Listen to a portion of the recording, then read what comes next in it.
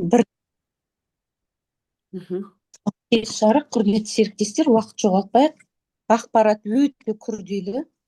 Бірден біз қаннан бастап жатырмыз. Қан деген өте түсінуге қиындау енді негізі. Бірақ бұны түсініп алсақ, ары қарай біздің мына керемет өнім қалай көмектесетінін түсініп аласыздар. Ең басынан бастайық. Қан деген не?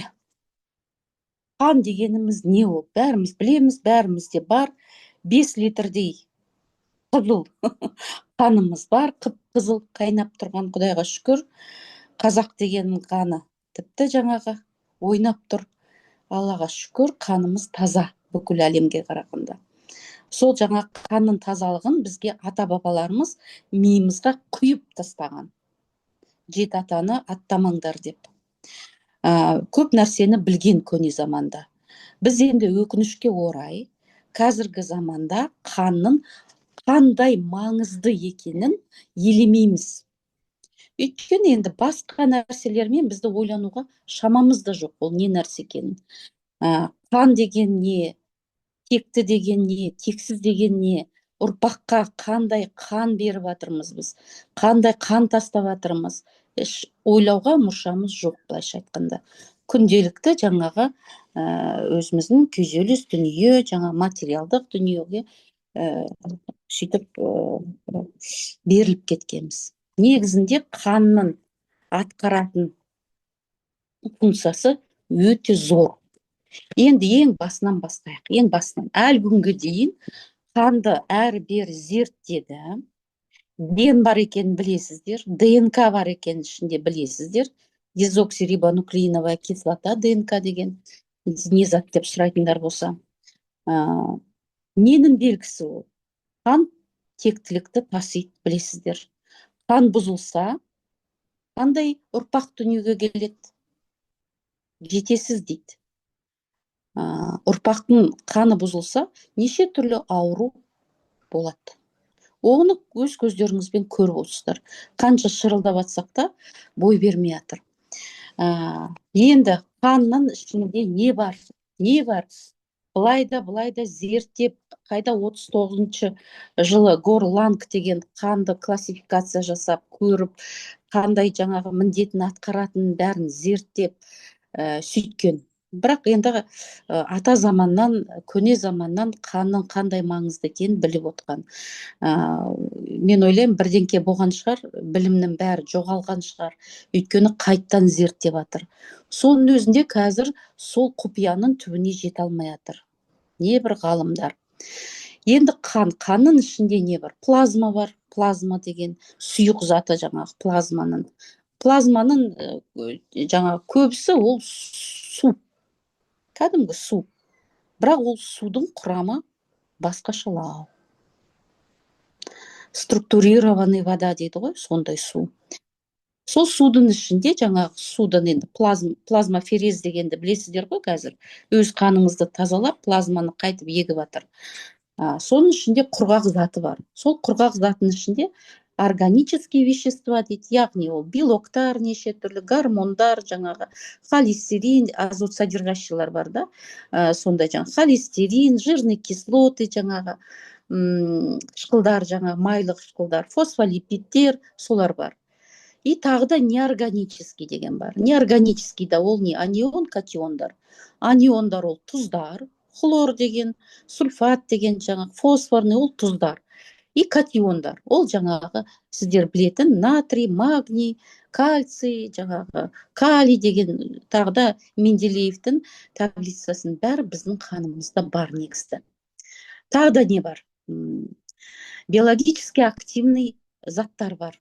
Ол ферменттер, витаминдер, гормондар, медиаторлар. Тағы не бар қанда? Негізі эритроцит бар. Нені көрсетіп отырсаңыз болады. Міне, эритроцит деген бар. Негізгі біздің қанымызды қызыл қылып тұрған. Тромбоцит деген зат бар. Сосын кейін лейкоцит деген зат бар. Міне, тромбоцит деген мынау түрі. Микроскоптың астынан көрсек егер.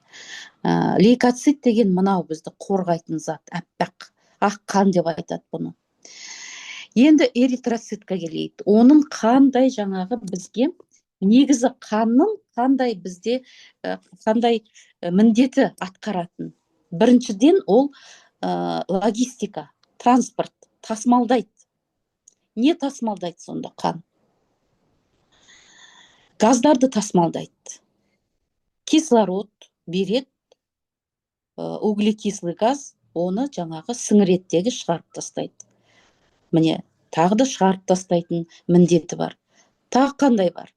Сыртқа шығарып тастайтын мүлдем міндеті бар. Тағы да не қорғайтын міндеті бар. Неден қорғайды?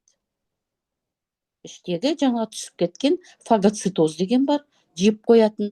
Иммундық жүйесі бар жаңағы. Гемостаз бар. Қанды бір қалыпты ұстау керек.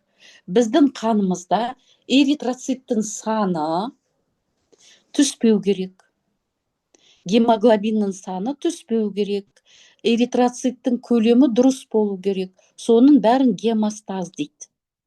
Қанның pH-ы бар. Водородный показателі. Қанның pH-ы өзгермеу керек. Қандай нәрсе болса да ДНК қатты тексеріп тұрады, бақылауда тұрады. Қанның pH-ы 7,45, 7,47. Коридор 0,02 ғана. Содан өзгермеу керек. Егер де қанның pH-ы өзгеріп кетсе, бір жаққа қарай. Біреуі ацидоз, біреуі алкоглоз. Екеуі де реанимация. Қанның осындай pH-ы өзгерсе, ацидоз болсын, алкалоз болсын, екеуінде де реанимациядан бірақ шығады адам баласы. Сондықтан қан осындай жаңағы регуляторный, осы гемостазды ұстап отырады. Бір қалыпты қылып. Егер де қанымызда бізде мына катиондар азайып кетсе, адамзат баласы соншалықты түк білмейтін, осы уақытта қаншама ақпарат беріліп жатса да, бірақ ағзасына минералдар түсіп атпаса, тамақпен бірге, дұрыс тамақтанбаса, онда қан жаңағы өзін pH-ын өзгертпеу үшін сүйектен алады минералды. Сүйекті үгітіп тұрып алып алады өзіне. Өйткені мына pH-ты өзгертуге болмайды. Түсінікті ме? Терморегуляция дейді. Сіздің температураңыз, яғни ішкі сыртқыңыз 36,6. Сіз оны ойланбай жүре бересіз. Ауырып қалған кезде ойбу жаңағы менің жоғарылап кетті. Ыстығым жоғарылап кетті, ауырайын дедім ау, 39 болды, ойбай деп сол кезде ғана есіңізге түседі. Негізі 36-да 6-ны ұстап тұрады. Іш құрылысымыз әрқайсының әртүрлі 37 градустай болып тұрады ішімізде. Соны бір қалыпты ұстап тұрады ыстықты. Ол да оның міндеті. Сосын кейін оның давлениесі бар, осмотический давлениесі бар. Енді ол жаңағы сіздер студент болмайсыздар, оны тереңдетіп айтпай-ақ қояйын, негізгі қызметі осы қанның. Енді қан қай жерден пайда болады? 5 литр қанды сіздер қай жақтан аласыздар? Күнделікті. Эритроцит деген неше күн өмір сүреді біздің ағзамызда? Эритроцит деген 120 күн өмір сүреді. 120 күннен кейін ол ескіреді, қартаяды. Одан кейін оны көк бауырға жібереді. Көк бауырды, мысалы, біздің ресми медицина онша оның қызметін біле білмейді. Көк бауырдың қызметін біздің анау көне замандағы ата-бабаларымыз мықты білген. Шығыс медицина біліп жатыр көк бауырдың қызметін. Сол жаңағы эритроцит қартайған кезде, уже өзінің жаңағы қызметін атқара алмайды, 120 күнге жақындап қалған кезде берерін бәрін берді, қызметін орындады, сонда көк бауырға жібереді.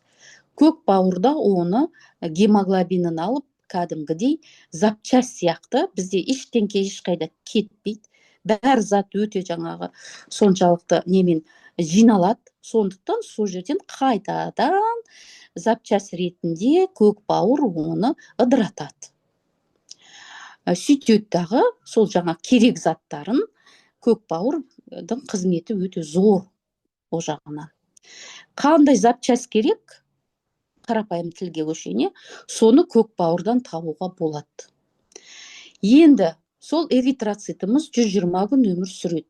Түрі мынандай, идеальный жаңағы. Бізге керек эритроциттің түрі осы мына қалай мына жерде суретте тұр, тура сондай. Енді қанның ағымы қалай деп ойлайсыздар? Өзен сияқты ағады деп ойлайсыздар ма? Жоқ. Өзен сияқты ақпайды. Біздің тамырларымыздың әр нүктесіне ұрылады ол. Турбулентный поток дейді оны. Мына суретте көріп тұрсыздар. Мына эритроцит өзінің ішіндегі газын беру керек, кислородты әкеле жатыр. Сол кислородты ішіндегі керек заттарды беру үшін мына тамырдың әр жеріне ұрылады ол. Ұрылған сайын беріп тұрады. Сөйтеді дағы башпайыңыздан бастап анау төбеңізге дейін 23 секундта барады. Енді ағымымен жаңағы жылдамдығын ойланыңыздар, қаныңыздың. 23 секундта анау сіздің башпайыңыздан бастап, анау жаңағы шашыңыздың түбіне дейін барып отыр. Енді бізде капилляр деген бар. Өте майда тамырлар.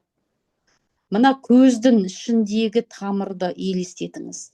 Мидың ішіндегі тамырларды елестетіңіз. Өте назік, өте жіңішке. Диаметрі оның 8 микрон. Оның ішіне бір ғана эритроцит кіріп шығалады. 7 микрон эритроцит. Сол ішіне кіру үшін мына эритроцит мына түрінде емес, сопақтау болып барып кіреді. Сөйтеді дағы көздің тамырына беретін жаңағы ішіндегі ерткен нәрсені қоректенсін деп тастап кетеді. Енді ол тамырлар тәттіні көп жегеннен, темекі шеккеннен, қайта болмайтын нәрсеге сіздер күйгелектенгеннен, ол тамыр кішірейіп қалса, өзіне бірақ эритроцит кіреді. Кіре алмай қалса, сіздің көзіңізге бара ма керек зат? Мұрынның тамырлары, мидың жанында аямай нафтизин себесіздер. Нафтизин деген дәрі, ол жаңағы тамырды кішірейтіп тастайды. Нұсқауында қазақ тілінде де жазылып тұр. Ешкім назар аудармайды. Тонналап алады әйтеуір аптекадан, дәріханадан. Тонналап себеді.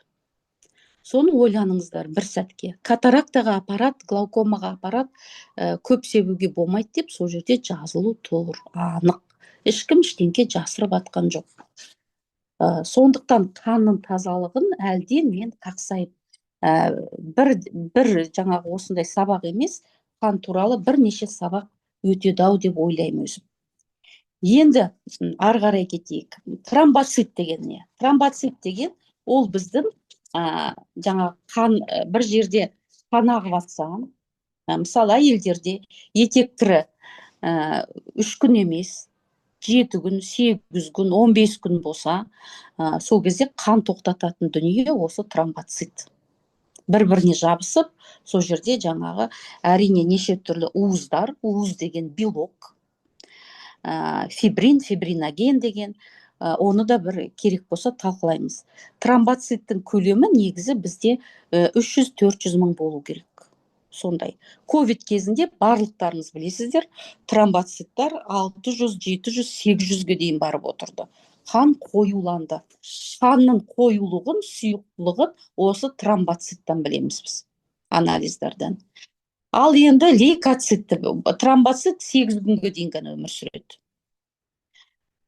Сонда есептеңіздер, 8 күн ғана өмір сүретін дүние 1 тонна жаңағы тромбоцитті сіздерге шығарып беру керек. Енді лейкоцит деген бізді ақ қан дейді. Бұл жаңағы лейкоциттен бізді қорғайтын дүние, иммунитет. Лейкоциттар жаңағы бізге жағымсыз нәрсені жеп қояды, қоршап алады. біздің пограничниктер сияқты жаңағы бәр жерді тексеріп тұрады. Жағымсыз дүниені жаңағы жеп қояды өзіне. Лейкоцитті бұл иммунный система туралы біздің қорғаныс жүйені тағы да бір талқылау керек. Бұл да бір өте қызық ақпарат деп ойлаймын. Енді қайтып келейік, бүгін мен сіздерге осы қанның құрамын айтып отырмын. Қайдан шығады ол қан? Егерде бізде қанымызда негізі қанды бізге күнделікті, мына лейкоцитті 4 күн, ары кетсе 8 күн өмір сүреді. Одан кейін жойылып кетеді, жоқ болып кетеді. Қайдан шығады қайтадан? Қайтадан шығады? Ал енді ең басына келейік. Бізге қанды беретін біздің жілік майдың ішінен шығады. Күнделікті. Костный мозг дейді. Жілік май, біздің өлеңімізде бар ғой. Жілік майын шағып берейін, ішіндегі майын алып берейін деген. Сол жілік майдың ішінде біздің алтын сандықта жатқандай болып, осындай жаңағы әлі ешқандай эритроцит та болған жоқ, тромбоцит та болған жоқ, лейкоцит та болған жоқ, әлі өзі қандай қызмет атқаратын білмейтін жасушалар жатыр. Оларды бағаналы жасуша дейді. Стволовые клетки дейді. Сол жілік майлардың ішінде жатыр. Запасымыз. Сол жақтан шығады. Оның жаңағы шыққан несі өте күрделі, мысалы. Өте күрделі. Егер қызық болса, бір ауыз айтыңыздар, айтып берейін. Бәрі түсінікті ме? Білгім кеп тұрды. Осы уақытқа дейін бәрі түсінікті ме сіздерге? Қиын ештеңке жоқ па? Чатқа жазыңыздар. Қызық болса, түсініксіз болса айтып қойыңыздар, мен ары қарай айта берейін. Ажар ханым, өзіңіз бақылап отырасыз ғой, чатта. Енді ары қарай қайдан шығады олар? Сол жаңағы жілік майдың ішінен өте қызық нәрсе. Бүйректің ішінде эритропоетин деген дүние болады. Сонда қанның шығуы бүйрекпен тікелей байланысты. Бүйректің жұмысымен. Эритропоетин деген бүйректен шығады. О жерде жаңағы солар жаңағы бізде эритропоетинға чувствительныйды не дейді қазақша? Соны сезетін жаңа эритропоетинді сезетін алдымен клетка шығады. Предшественники дейді, эритропоетиннің чувствосын жаңағы. Сондай жасуша пайда болады. Одан кейін ол жаңағы 7-8 рет көбейеді. Митоз дейді оны. Сөйтеттігі ол көбейеді. Одан кейін эритропоетинді уже өте жақсы сезетін жасушаға айланады. Сөйтеттігі ары қарай сол жаңағы жасушаның ішінде қақпа ашылады. Сол қақпадан темір кіреді. 2 валенттік темір кіреді. Сол 2 валенттік темірмен бірге кальций да кіреді, жаңағы магний да кіреді, мед те кіреді, мысалы мыс, витамин В6 кіреді, В12 кіреді. В6 пен В12 витамин сол қақпадан кіргеннен кейін ол жаңағы ферменттерді жұмысын тездетеді. Ферменттер жұмыс істеу үшін керек ол витамин. В6, В12. Кобальт та кіреді оның ішіне, қақпадан. Сөйтетте сол жерден гемоглобиннің синтезі басталады. Ары қарай эритробласт пайда болады, уже темірді өзіне сіңіріп алған.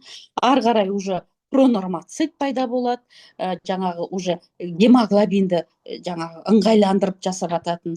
Ары қарай базофильный нормоцит болады, уже жаңағы несі ішінде уже гемоглобины отыр. Полихромоцитный жаңағы нормоцит болады, уже ішіне қызыл болып пайда болады. Полихром деген сол. Одан кейін уже ретикулоцит пайда болады. Вот, сол ретикулоциттан ары қарай эритроцит деген дүние пайда болады. Міне көрдіңіз ба, синтезі қандай күрделі. Бұл жерге бізге витамин керек, B9, B12, сол витаминдер өте керек. Бұл жерде ақуыз керек, белоктар, конечно, керек. Сөйтіп, ары қарай костный мозгтан бізге жаңағы осындай эритроцит деген пайда болады.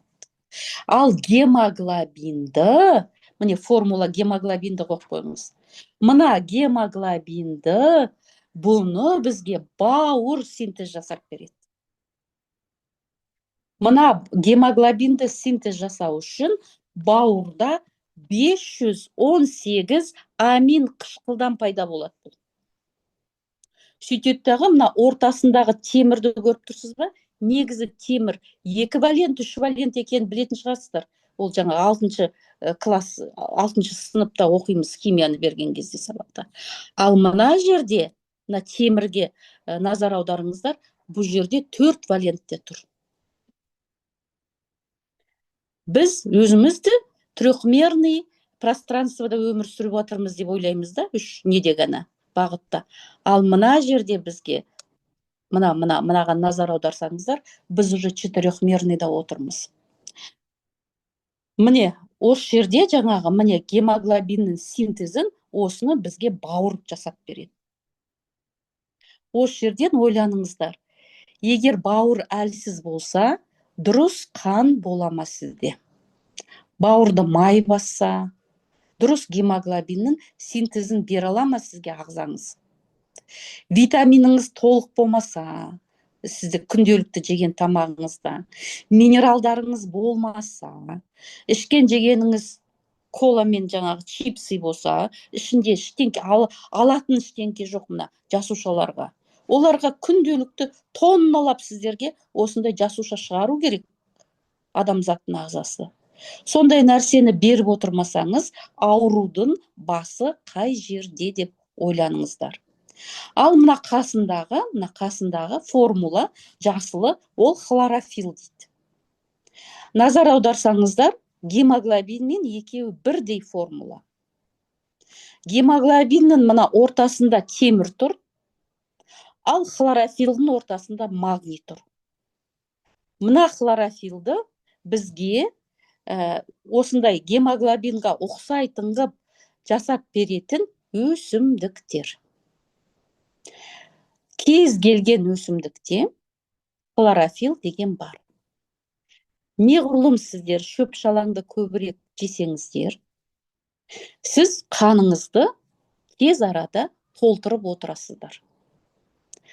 Кавказдықтар етті міндетті түрде өсімдікпен жейді. Неше түрлі шөптер қояды. Құпия сыр осы жерде. Кавказдықтар 100 жылдан аса өмір сүретін білесіздер.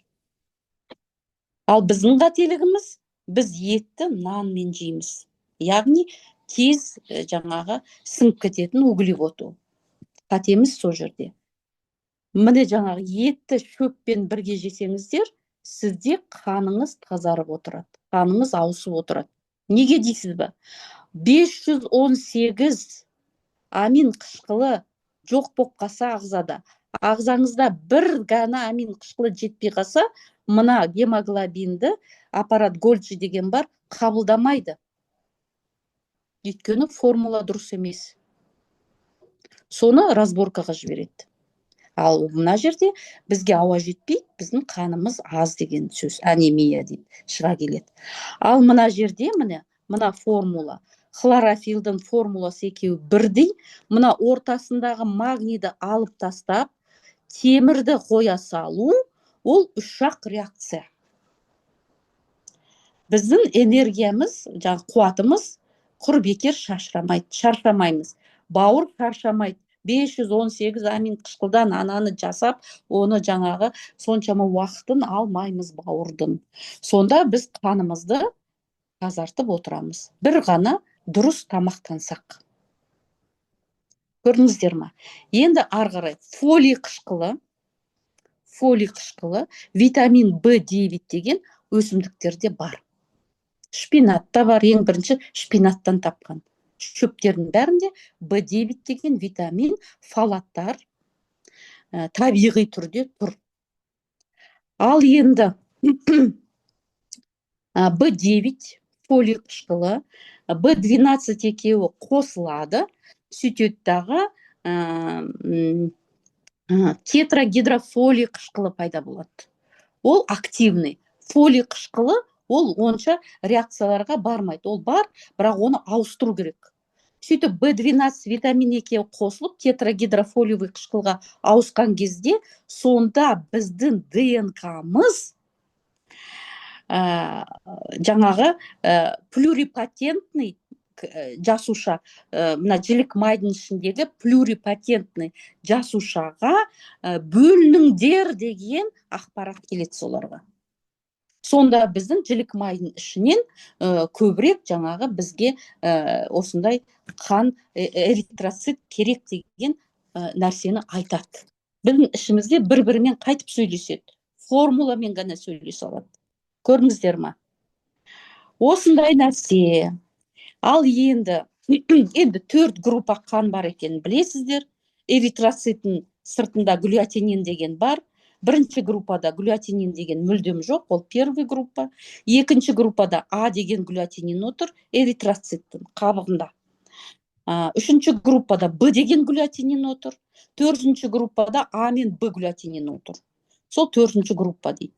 Қазір енді өте сирек кездесетін, ешқандай глюатинин жоқ эритроцитта, мүлдем жоқ. 5-ші группа бомбейский не дейді, бар деген ақпарат уже бар. 5-ші группа қан бар деп айтып жатыр. Енді ары қарай не істейміз? Ары қарай бізде өте күрделі негізі. Көп теманы алыппын ғой бүгін. Келесін жаңа күрделі болса, келесі неге қалдырамыз. Енді ары қарай кеттік. Егерде бізде гемоглобин, айтып тұрмын ғой жаңағы, оттегі, кислород аз. Адам баласы далаға шықпайды. Офиста отырады. Офиста таза ауа жұтпайды. Кондиционер бір ауаны ары бері, әсіресе жастар. Плюс компьютердің алдында отырады, облучение. Гамма облучениялар келіп жатыр. Сондай кезде біздің қанымыз не істеу керек? Қалай ойлайсыздар? Егерде бізде кислород аз болса, гипоксия дейді оны. Гипоксия болып жатса, темір 3 валенттен 2-ші валентке ауыса алмайды. Оны метгемоглобиния дейді. Қазір қалаға шықсам, мен көбісінде кішкентай бүлдіршіндерде, балаларда, студенттерде әлі жоқ, әрең осы отырған мына жерлері көкпеңбек, жаңағы оттегі жоқ, метгемоглобинемия деп диагноз қоюға болады. Өйткені оларда жаңағы кислород жоқ, жетіспейді. Кислород жоқ жерде темір, негізі бізде 2 валенттік темірге кислород отырады, одан кейін ол 3 валенттікқа ауысады. 3 валенттік жаңағы өзін кислородты былай қарай береді углекислый газбен, қайтадан 2 валентке ауысады. Егерде қанның pH-ы өзгеріп кетсе, қай уақытта өзгеріп кетеді қанның pH-ы? Ашуланған кезде стресс. Любой стрессовый ситуацияда стресс, өзінен өзі ашуланшақ адамнан жаңағы стресс болып атқан кезде қанның қышқылдығы өзгереді. Ал pH 7,45, 7,47-де ғана мынандай хим реакция бола алады. Одан өзгеріп кетсе, темір ауыса алмайды валентмен, кислородты өзіне ала алмайды. Сонымен қанның pH-ы өте маңызды. Стресс өзгертеді. Содан кейін өмір бақи дәрі ішетіндер бар. Дәріге құмар, дәріге әуес адамдар. қой десең де қоймайды. Өмір бақи маған доктор айтты деп, өмір бақи дәрі ішетін адамдардың қанның pH-ы қышқылдау. Қайта-қайта қышқылдатып отырады. Сол кезде кислород жетпейді. Ал енді ары қарай кислород жетпеген қанда бара-бара күнде бұл бір-ақ рет болған жағдай емес, екі-ақ рет болған жағдай емес. Бұл күнде болып атқан жағдай. Сол кезде не болады деп ойлайсыздар? Клеткалар өзгере бастайды. Осындай күнделікті кислород жетіспейді, таза ауада жүрмейді, ашуланшақ, дәрі ішеді, дәріге тәуелді, дәріге әуес адамдардың ішінде ары қарай предраковый нәрселер пайда бола бастайды. Өйткені гемоглобин, жасушалар постоянно кислород жоқ болғаннан кейін запасной вариантқа көшеді. Қашанғы біз отырамыз, ішпей жемей, бізге ештеңке бермейді, мына қожайынымыз өстіп жатыр дейді дағы, олар көбейе бастайды. Өзінен өзі көбеймейді, оны жаңағыда бізде рас деген белок пайда болады. Белок деген уыз. Рас деген белок, ол жаңағы кішкентай ғана белок, ол мына переключатель сияқты. Міне, мыналар көбейіп кетті, жетеді дейді дағы, переключатель, болды, бәрі жақсы деген әңгіме. Сол переключатель рас деген белок көбейіп кетеді. Содан кейін ары қарай раф деген жаңағы белок пайда болады. Это уже раф екеуі көбейсе, сондай ақуыз, это уже онкология. Жаңағы клеткалар без кислородсыз, кислород жоқ жерде көбеюге тырысады. Олар уже жаңағы энергияны АТФ-ті мына жақтан алмайды кислородпен, а кислород жоқпен қуат алады. Олар қалай алады? Көбейеді, олар тез көбейеді. Мына переключательді өшіріп тастайды. Қой деген переключательді өшіріп тастайды. Сөйтеді дағы, олар тез массамен көбейіп кетеді. Вот сол онкология. Сондықтан таза ауа қажет бәрімізге де. Жатар алдында таза ауаға шығып демалу керек, тауға шығу керек, бала-шағаны шығару керек. Таза ауа деген керек. Азынан таңертең автобус болмаса машине, кешке дейін офис, офистан кейін қайтадан үй, одан кейін диван. Енді ары қарай енді кімнен көреміз деген әңгіме ғой. Табиғаттың заты басқаша. Мен соны айтып беріп жатырмын. Қателіктеріңіз болса, осы жерден өздеріңіз ойланарсыздар. Біздің ішкен жегенімізге байланысты, қандай тамақ беріп жатырмыз ағзамызға. Өйткені содан сіздер не бердіңіздер, содан мынандай неше түрлі реакция жүреді біздің ішімізде. Қанымызды қалай толтырамыз. Қандай ойыңыз өте маңызды.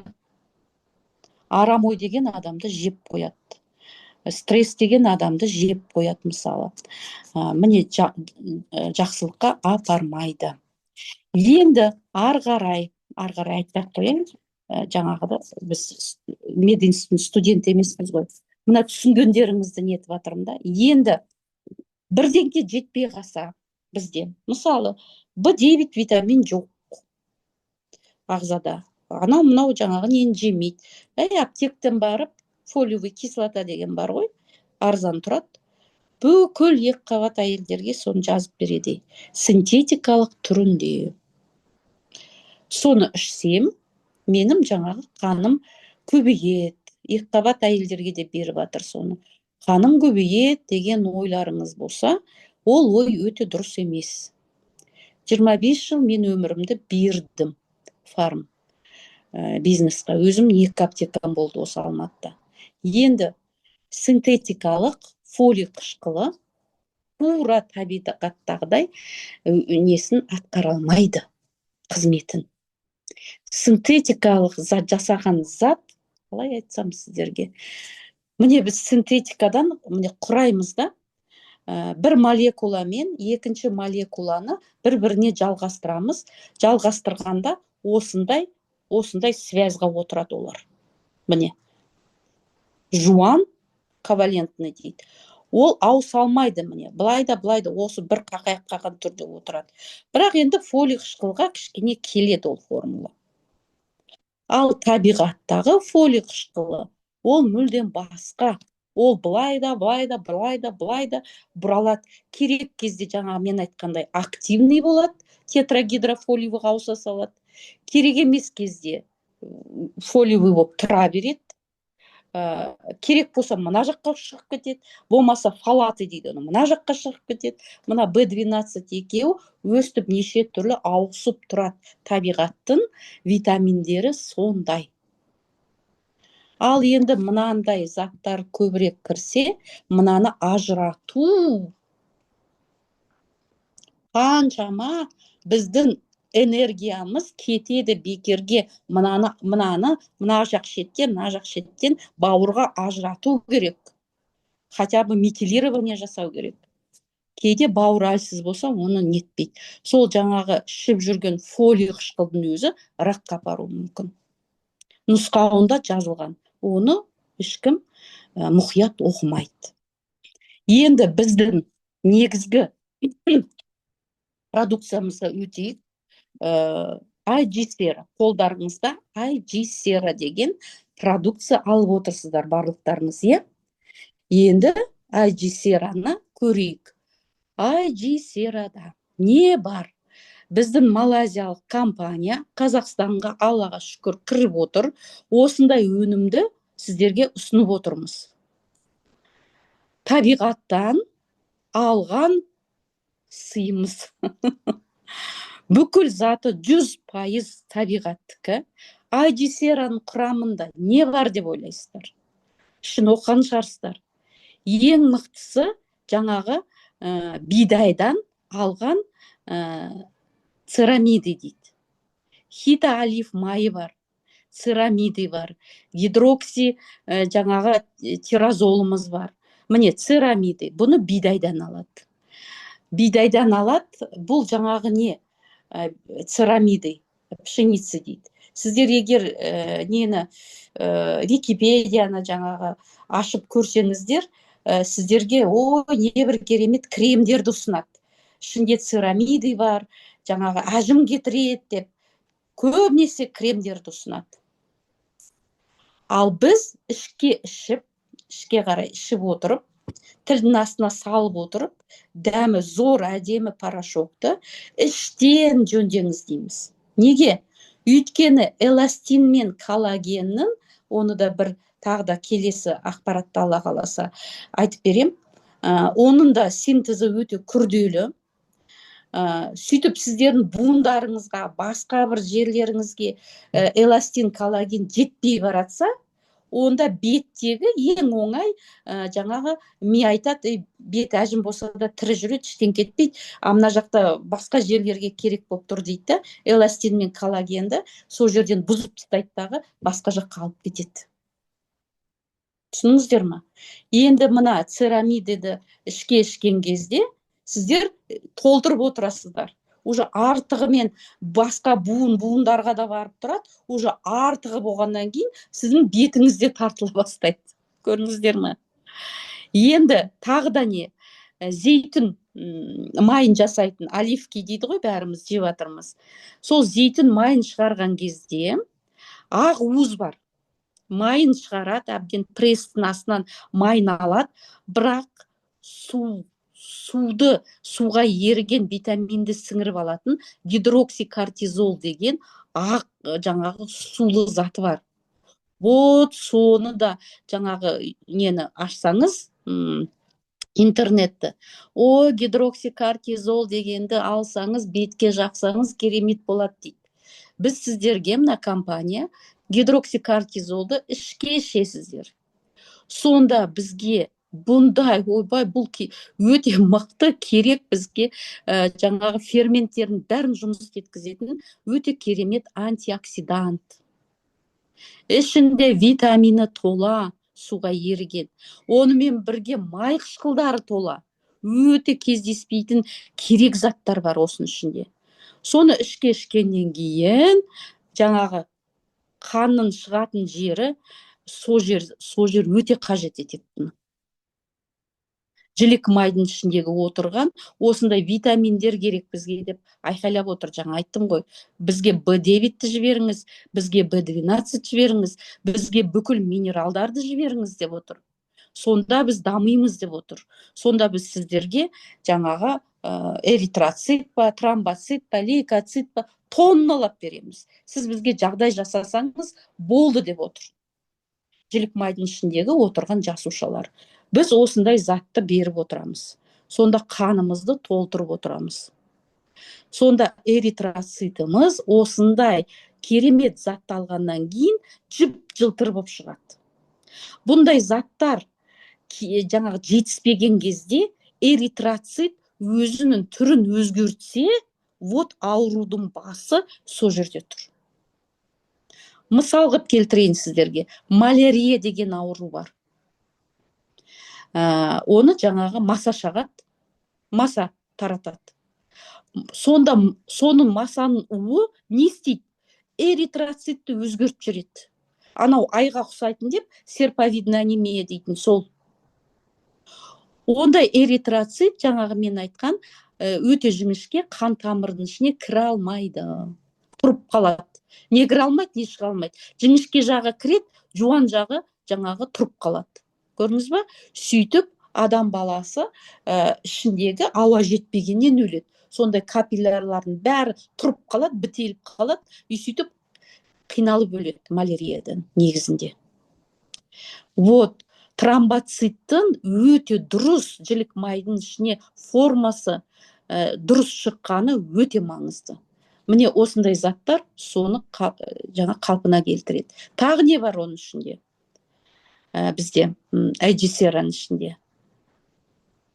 Церамидой бар, гидроксикортизол бар. Не бар да? Куркумин бар. Куркумин деген нәрсені бүкіл шығыс, бүкіл жаңағы бәрі осыны алып тамаққа қосып жейді. Неге? Ішіміздегі эритроцитті жеп қоятын паразиттер бар. Оларға да керек. Эритроциттің ішінде темір бар. Тағы да басқа ферменттер бар, басқа жаңа заттар бар. Кесіп жеп қояды эритроцитті, например. Өте жақсы көреді паразиттер. Куркумин деген грибокты да, паразитті де, жаңағы вирусты да, бактерияны да құртып тастайды. Сөйтеді дағы бұның тағы мощный мына раф деген жаңағы айтқан уызды, раф пен рас деген уызды, мына переключательді қалпында ұстайды. Өйткені бұның антиоксиданттары, жаңағы минералдары өте көп, өте көп. Біздің ағзамызға, біздің қанымыздың дұрыс болуына өте мықты жоғары қызметте жұмыс істейді. Тек қана жеп отырсаңдар болды деп отыр. Тағы не бар бұның ішінде? Сакура, японский. Японский сакура. Ой, бұны міне қарасаңызшы, антиоксиданты, терімізді, мощный биоактивный соединение бар. Көрдіңіз ба? Антигликация деген. Антигликация деген ол жаңағы не ғой? Глюкоза мен ақуыз екеуі бір-біріне жабысып қалады. Көрдіңіз ба? Соны бір-біріне жабыстырмайды. Коллагенді шығарып береді, заводымызды іске қосып береді. Жаңағы не? Ылғалын, терінің ылғалын қалпына келтіреді. Тағы да не істейді? Ағартып береді, жасартып береді. Тағы не істейді? Қабынып тұрған жерлерге өте мықты жаңағы әсерін береді. Сосын кейін қай жерде дақтар болған дақтарды жаңағы алып тастайды. Тазалайды. Бір сөзбен айтқан кезде тазалайды. Міне сакура деген осындай. Оның бәрі өте пайдалы бізге. Тағы не бар? Гимнемна, сильвестра деген шөп бар.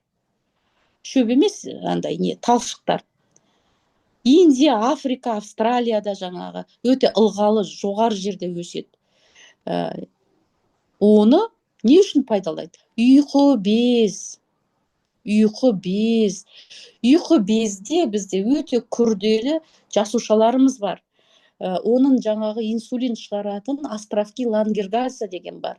Инсулинді шығарып береді, бірақ қашанғы шығара береді? Тәтті жеген сайын инсулин шығару керек, тәтті жеген сайын инсулин шығару керек. Қашанғы шығарады? Тәттіні тегі килограмдап жеп жатырмыз қазір. Балаға да беріп жатырмыз, бала шағаға. Тәттіден шығу керек. Сондықтан тәтті жегенді тоқтатады. Уже сіздерге ұнамай қалады. Сөйтіп тәттін қанның ішіндегі тәтті сахарды жаңағы азайтады. Содан кейін холестерин туралы, точно холестерин туралы бір күн сабақ өткізу керек. Холестеринді қалпына келтіреді. Холестерин қалпына келгеннен кейін біздің жаңағы тамырларымыз, жүрек тамырлары әсіресе солар жақсы болады, мықты болады. Сосын кейін инсулинді танитын болады. Инсулин нормаға келеді.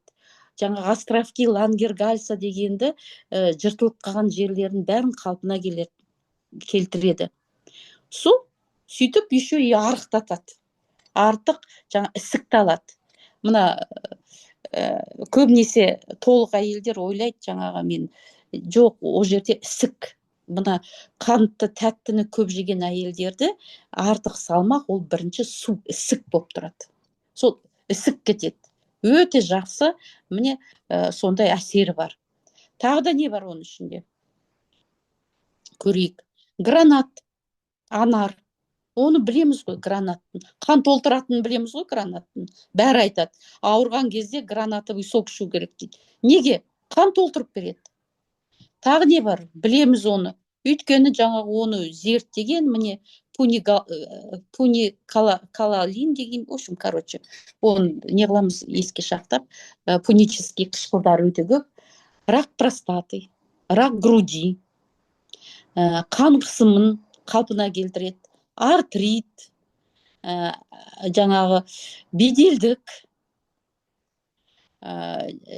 бала болмайды жаңағы, ер адамнан болып тұрған кезде сол жерді жаңағы реттейді. Инфекция неше түрлі. Енді Құдай қаласа бізде ер адамдарымыздың жаңа күші көбейеді, қуат береді. Көрдіңіздер ма? Бұлшық еттерді нығайтады, жақсы болады. Артық май кетеді гранаттан. Өте мықты. Тағы не бар бұның ішінде? Гранат бар, неше түрлі жеміс жидектер бар міне. Пожалуйста, малина противовоспалительный, қабынғанды алады, аспирин сияқты бұның қызметі. Ежевика бар, черника көзге өте мықты. Черниканың антоциандары, мына светін беретін антоциандар. Ал антоциандар бізде не үшін, вообще негізі не үшін керек бізге мына заттар? Ағзамызға. Неге жеуіміз керек? Жемей жатырмыз біз. Біресе ГМО дейді, біресе дұрыс емес дейді, әйтеуір. Жан-жақтан келеді. Жоқ қой күнделікті рационымызда. Күнделікті жеп жатқан жоқпыз ғой, жаздың күні ғана. Бұның ішінде антоциандар, витаминдер мысалы шығады. Витаминдердің әр витамин С 2 сағат ары кетсе 4 сағатқа дейін ғана жұмыс істейді. Болды, одан кейін бітті, витамин С ары қарай жұмыс істей алмайды. 2 сағат максимум. Өте тез жаңағы жоқ болып кететін витаминнің бірі. Витамин Е ары кетсе 16 сағат қана жұмыс істейді. Витамин Е олар антиоксиданттар. Антиоксидант деген не? Өзінің орбитасына электронды қабылдай алады олар. Радикальный, свободный радикальный процесті тоқтата алады. Ал мына антоциандар, мына жаңа флавоноидтар, витаминдерге көмек береді. Мысалы қылып айтайын, мына телефоныңыздың зарядкасы тоқтан зарядтайсыз, сыртқа шығасыз, ұзаққа кетесіз, жаңағы зарядкасы өшіп қалады. Сонда сіздер аккумуляторға жалғайсыздар. Мысалы қарапайым тілмен айтқан кезде мына флавоноидтар, мына антоциандар, витаминдер көбірек жұмыс істеу үшін қорғаныс. Осындай зарядка деп есептесеңіздер болады, аккумуляторный. Ол жерге келеді дағы, энергия алады дағы, тағы да өздерін реттеп алады дағы, қайтадан жаңағы бізде радикалдарымен күресе бастайды. Радикалдардың бәрін жеңіп шықсақ, біз қартаймаймыз. Бізді қартайтатын сол свободный радикалдар. Ары қарай тағы не бар бұның ішінде? Болды ау деймін, па? Белый персик бар. Белый персик. Оны білесіздер. Тонкий витаминдер бар. Минералдар бар. Тонкий витамин деген, ол витаминдер бізге уже бейімделген. Жаңа айттым ғой сіздерге, B9-ті жаңа тетрагидрофолиевыға ауыстыру керек. Ол активный формасы деп. А мына жерде витаминдерді уже сондай қып ауыстырып беріп тұр бізге. Тез жаңа сіңет, тез жұмысқа кіріседі. Антиоксидант міне, жаңа мен айтқан, табиғи витамин С. Витамин С, барлықтарыңыз білесіз, синтез коллаген, эластин, без витамин С жаңағы өтпейді. Сөйтеді дағы ас қорыту жүйесі жақсы болады. Аллергия кетеді, рак тағы да. Мынау енді таза біздің шекті қалпына келтіреді. Шектің жасушалары 2-3 күнде ауысып тұрады. Оны да бір күн айтып берем. Бізге өте маңызды. Осындай стволовой клеткаға осындай мүмкіншілік беріп отқан осы IGCERA біздің ішіміздегі заттардың бәрін қалыптастырады. Ең маңыздысы қанның құрамын, қанның тазалығын, қанның ішіндегі вирус, бактерия, рак клеткаларын бәрін жойып береді. Тағы да дұрыс қанды шығарып береді. Ал енді мен болдым. Чатта қалай болып жатырмыз? Бәрі түсінікті ма? Жеткізе алдым. Тамаша, күшті. Жанар Төлеуовна прям заслушалась. Сидел. Міне, теперь қараңыздар, бізде бұдан өзге уже өнімінен алып атқан результат бар. Өткенде басқа результаттар көрсетіп, бүгін тағы да жаңа результаттармен, нәтижелермен сіздермен бөлісуге тырысып отырмыз. Міне, өздеріңіз экранда көріп отырғандай, Айгүл ханым 53 жаста, применяя продукт уже целый месяц, получила шикарный результат. Зрениеден алып отыр результатты. Ұйқысы жақсарған, кожасы жақсарған и настроение, көңіл күйі. Зрение қандай еді? Айгүл ханым, микрофоныңызды қосыңызшы. Зрениесі 3-тен 1,5 болған. Саламатсыз, тәте. Мен негізі тромбоз центральной ветки сетчатки глаза алғам. Менікі отслоение сетчатки, миопия было. Астигматизм. Қазір мен полностью восстановился зрение. Диагностический центрға барған кезде давление жақсы деді. И сейчас миопия у тебя снижается. Все нормально. У меня сейчас зрение хорошо, но не так прям далеко, да? Но на 70% улучшилось. Айгүл ханым, өтініш осы маған сіздің нәтижеңіз керек болып тұр. Менде мына жерде бір медсестра барып енді сетчаткасында дырка, соны варить етем деп бой бермей жатыр. Мына IGCERA-ны айтсамшы, соған көмектесіп. Жарайды, хорошо, тәте. Айтам обязательно. Керемет. Так, енді келесі результатпен бөлісейік. Вот тағы да бір тамаша результат. Орысша жазған екен, оқып берейін. Начну с себя. С первых дней, как получила продукт, начала его принимать, и в итоге я принимала 6 упаковок IGCERA, 2 упаковки AG Brook. Бастапқыда бізде AG Brook болған, Малайзиядан алдырамыз. Я имею на сегодняшний день улучшение тяга к сладкому, улучшилось зрение, смотрю ТВ без очков, читаю тексты, сижу за компов, суставы стали подвижны, походка и движения легкие, более гибкие, глубокий сон, как в молодости, вес снизился, объемы ушли, в области талии ясный ум, память острее, настроение ушли, беспокойство, микрофлора кишечника улучшилась. Жанар Төлеуовна, включите микрофон. Включите, у вас отключился. Ага. Включить етілді ме? Ага. Микрофлораны қалай білді екен? Білмеймін, бұл кісі ертең четверг күнгі зумда қатысар, сол кезде айтар. Сұрап алайық, Так, одан кейін күн сұлу.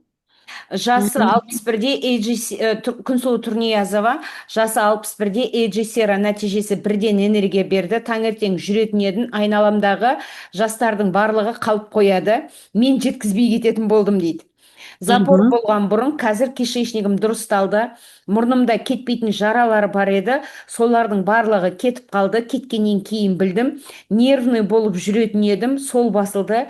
Кешке аяғыма носки киіп жататын едім, аяғым құрысып қалатын. Эйджисера ішкелі, аяғым құрысуын қойды. Тәттіге тәбетімнің басылғанын байқадым. Вот, пожалуйста, Аня. Тура мен айтқан бәрі келіп отыр ғой міне. Мхм. Гельманова Калима, жасы 67-де, Эйджисера нәтижесі 25 жыл болған аллергиям бар еді. Таңдайым мен мұрным қышитын. Негізі августерде басталатын. Кеше Алматыға барғанда басталды. Сол бойы Эйджисера ішіп бастадым. 3 күн ішінде басылып қалдым. Атырауға келгелі 1 апта болды. Аллергия шықпады дейді. Қазір бұл кісі Меккеде, Алланың қалауымен. Мгм. Қабыл болған құлшылықтан болсын. Уралова Күляш, жасы 56-да, Эйджисера нәтижесі энергия пайда болды, шаршамайтын болдым. Грипп жаңадан басталған кезде ішкем, тез арада басты, ары қарай күшейтпеді. Жақсы шығып кеттім. Денедегі артық салмақ кетіп келе жатқанын байқадым. Эйджисера ішкелі Дюрасел сияқты жүремін. Күляш ханым действительно Дюрасел сияқты жүріп жүр. Так, Сәрсенгалиева Айнұр, жасы 42-де, Эйджисера нәтижесі энергия беретін байқадым, шаршатпайды. Қызым 8 жаста, бірінші кондиционерден салқындап, мынау салқын тиіп, іші ауырып температура көтерген кезде Эйджисера тез арада басты. Қарбыздан отравление болған кезде 3-4 рет құсқаннан кейін Эйджисера бердім. 15 минут ішінде тағы құсқанын басты. Эйджисераны берді, 15 минуттың ішінде уже құсқаны тоқтады. Ештеңе кишечниктің жұмысына керемет көмектесті. Отравлениеден кейін ребенок быстро восстановился. Өте жақсы. Аха. Ал енді мына видеоны қояйын.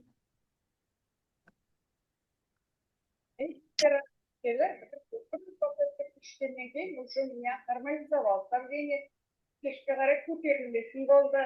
Вообще высокое давление было кешке қарай, потому что кешке қарай көтеріледі.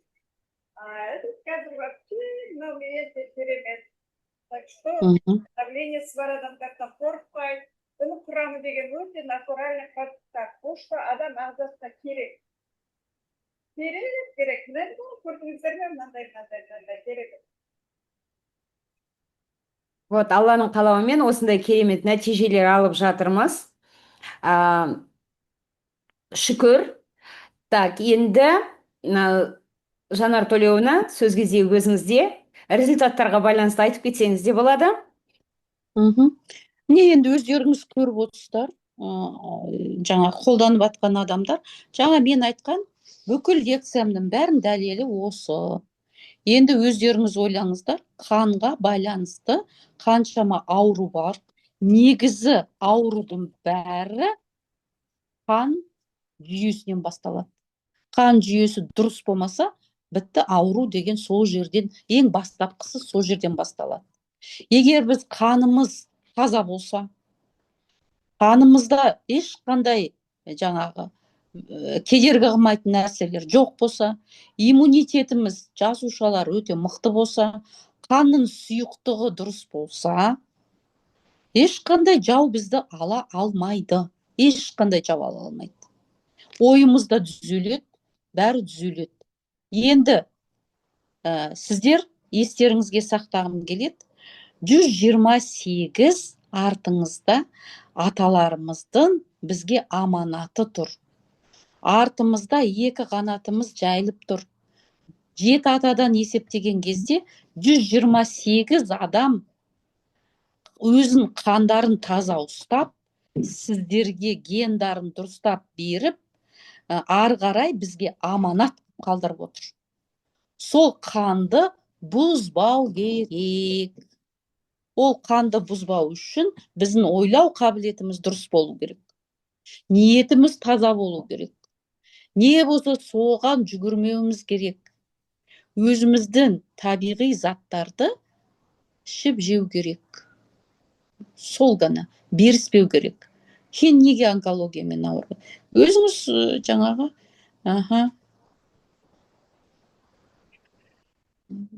енді витаминді сіз қай жерде жаңағы неге витамин бермейді дейді онкологияда. Мен сіздерге жаңа синтетик. Жоқ, рұқсат бермейді. Рұқсат витамин ішуге болмайды деп айтады олар. Иә, дұрыс айтады, синтетикалық витаминді ішуге болмайды. Жаңа ғана түсіндірдім ғой. Мынаны ұмытып кеттіңіз бе? Синтетикалық витаминдер мынандай. Бұны ажырата алмайды бауыр. Синтетикалық витаминдер. Бірақ доктор сізге алма жеме деп айтпайды ғой. Персик жеме деп айта алмайды ғой. Алмұрт жеме деп айта алмайды ғой. Ол, пожалуйста, мынау тура сол табиғи зат, тамақ ретінде, керек зат ретінде. Ал витамин десе қорқады. Әрине қорқады. Тек витаминнен. Өйткені оны бір онкологияны разбор қыламын, гипоксиямен. Олардың білетіні, мен де сол институт бітірдім. Бірақ мына неден шыға алмайтындар бар. Рамкадан.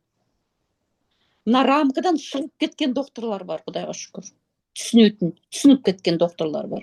Ал енді бір протоколмен ғана, айтқан ғана істейтін адамдар бар. Ары қарай дамуға уақыттары жоқ, жаңағы ниеттері жоқ дегендей. Әркім әртүрлі. Ол докторды мен сөге алмаймын. Бірақ жалпы бәріне үйрететіні, мединститутта бізге де үйреткені, онкологияда витамин жеуге болмайды. Витамин ол кезде тек қана понятие міне. Синтетика витаминдер ғана болды. Витамин деген ұғым синтетика витамин деп ойлайды олар. Бірден. Сондықтан түсінбейді. Қазір Құдайға шүкір, жақсы докторлар пайда болып жатыр, біліп жатыр, мойындап жатыр. Заман өзгеріп жатыр, әлі де өзгереді. Бәріне шын ақиқат жетеді. Жанар Төлеуовна, мен мына жерде адамдар чатқа сұрақ қоятын болса, бір где-то 3-4 сұраққа ғана жауап берсеге, уақытымызды ұстамай бір-біріміздің. Дайын жауап бере алмаймын бүгін. Мен айтқан ақпаратқа өздері жауап берсін. Иә. Сол прям каждый бір сұрақ па, 2 сұрақты прям талдап жіберсеге. Так, микрофон қосып сұрақ қойсаңыздар болады.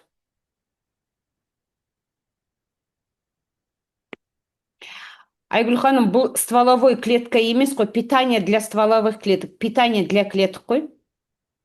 Жоқ, мен оны білем ғой, енді медицина арқылы просто соны түсіндіріп берсе, что это растительные стволовые клетки, которые выходят из растений, а не органические. Соны дұрыстап түсіндіріп берсе, мен просто адамдарға енді біліп тұрсыз ғой. Мына жерде нені айттық жаңағы? Бидай деген өсімдік, сакура деген өсімдік, белый персик деген өсімдік, оливка деген өсімдік, мына нелер тағы да не? Гранат, гимнема, сильвестр, куркумин, бәрі өсімдік. Айтып атқанымыз бәрі өсімдік қой. Сұрақ бар ма? Жоқ бұл жерде. Сұрақ бар болатын болса, Гуля паразитті кетіре ма дейді. Гуля, қыздар, кистаға бола ма, паразитті кетіре ма дейді. Гуля, микрофоныңызды қосып, сұрағыңызды қоя қойыңыз. Гуля ханым, өзіңіз қалай ойлайсыз? Қаныңыз таза болса, паразиттермен күресе ала ма?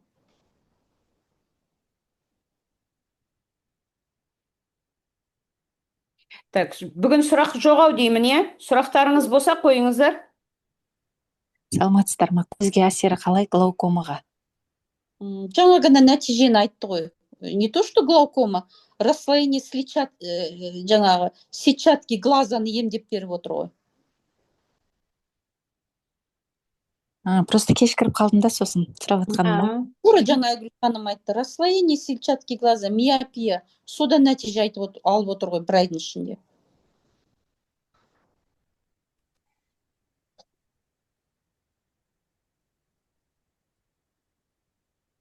Эндометриозға Айгүл ханым, давайте, включайте микрофон. Запись YouTube'да болады.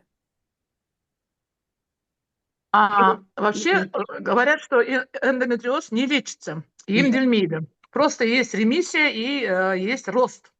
Сол кезде біздің дәрілеріміз қалай әсер етеді? Біздің официальный медицинада аллергия тоже не лечится. Бірақ дәрі ішуіңіз керексіз. Аутоиммунный заболевание тоже не лечится, бірақ дәрі ішу керек. Тағы да не? Эндометриоз не лечится, бірақ гормондар синтетический ішу керек дейді. Мына жерде сіздер қисынды көріп тұрсыздар ма? Емделмейді, бірақ дәрі ішу керек. Емделмейміз, емделе алмаймыз, бірақ дәрі ішіңіз. Не түсініп тұрсыздар бұл жерде? Емде алмаймыз. Витилигоны емде алмаймыз, бірақ гормон ішіңіз. Артрит, артрозы, жаңағы полиартрит емде алмаймыз. Ем жоқ, бірақ дәрі ішіңіз пожизненно. Біз мына жерде сізге қанның құрамын, дұрыс қан шығарып береді мына дүние деп тұрмыз да, мына. Қаныңыз таза болады. Қан таза болса, жағымсыз нәрсенің бәрін айдап шығады бірте-бірте. Бүкіл жеріңіз тазарады. Керек емес майлар кетеді. Трихомонадалар таза қанның ішінде олар өмір сүре алмайды. Олар қышқыл жерде өмір сүреді. Жақсы көреді. Қышқылдық өзгерсе, сол жерге қарай жүгіреді. Вирус, алдымен вирус барады, жаңағы тауып береді орын, оған грибок барады. Сол жерде ішіп, жеп жатады олар, тойлап. Біз айтамыз, біз қаныңыздың құрамыңызды мына продукция өзгертіп береді. Қаныңыз мықты болады. Қышқылдықтардың бәрі қалпына келеді. Оларға жағымсыз болады, ол жерде өмір сүре алмайды олар. Ешқандай паразит, грибок таза қанның ішінде өмір сүре алмайды. Вибрациясы басқа. Кетеді өзінен өзі. Былш, бәрі шығады. Біреу ауыздан, біреу мұрыннан, біреу жаңағы шектен, біреу жаңағы жатырдан жағымсыз иіс болып, бірдеңке болып кетеді бәрі. Қашады. Таза қанды біреу жақтырмайды. Қаныңыз таза болады, ойнап тұрады. Жасарасыз деп тұрмыз. Қалай ойлайсыз, қандай ауруды жеңуге болады таза қанмен? Жанар Төлеуовна, керемет тамаша айттыңыз. Бәріміз түсініп отырмыз қандың құрамын. Қан деген ол әшейін 1 литр, 5 литр дүние емес қой.